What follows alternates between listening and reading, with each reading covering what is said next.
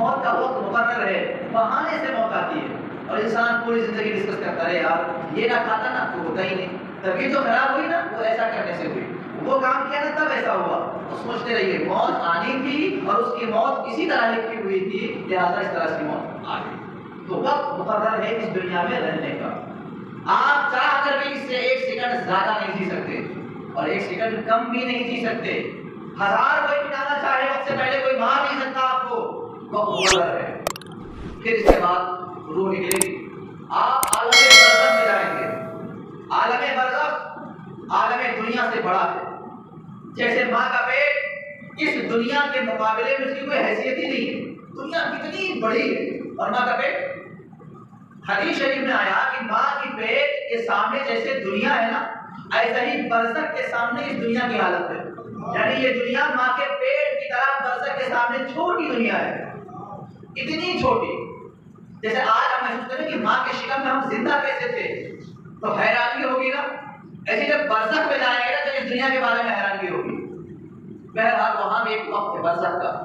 ہمیشہ وہاں نہیں رہنا ہے، اللہ نے اس کے وقت کو مقرر کر رکھا ہے، پھر قیامت آئے گی، سب قبروں سے نکلیں گے، حشر کے میدان میں سب جمع ہوں گے، وہ جو پہلے دفن ہو چکے آئندہ دفن ہوں گے، آج ہوئے کل ہوئے، 1000 2000 10,000 سال پہلے ہوئے، جناب آدم سے لے کر عیسیٰ تک اور صبح قیامت تک سب نکلیں گے اور برزخ میں جائیں گے۔ اس دنیا سے آئے تھے اس دنیا میں، اس دنیا سے گئے تھے برزخ میں، برزخ سے پھر نکلے عالم محشر میں، پھر وہاں بھی نہیں رہنا ہے، اس کا وقت مقرر ہے، مقرر وقت ہے، چاہ کر بھی آپ نہیں رہ سکتے اور جلدی ختم بھی نہیں ہوگا، ٹائم فکس ہے اس کا بھی،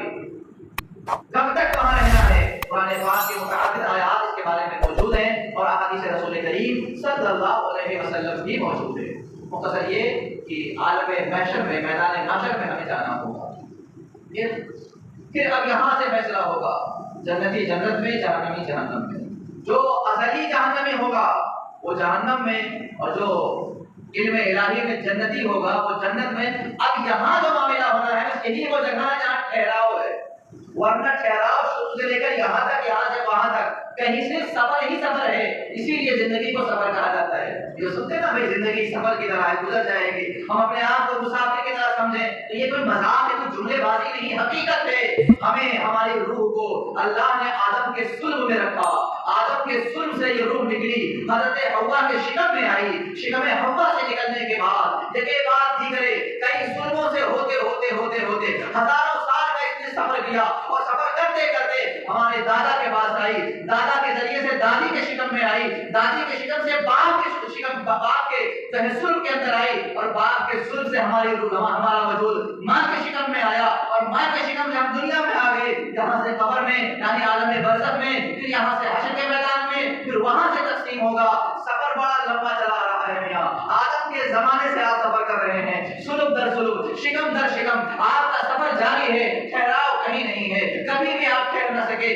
چاہ کر بھی آپ نہیں ٹھہر سکتے اور جلدی نکل بھی نہیں سکتے، دونوں چیزوں کا ایک نظام بنا ہوا ہے، مگر جب وہ آخری مرحلہ آئے گا میدان محشر سے تقسیم کر دیا جائے گا، جنت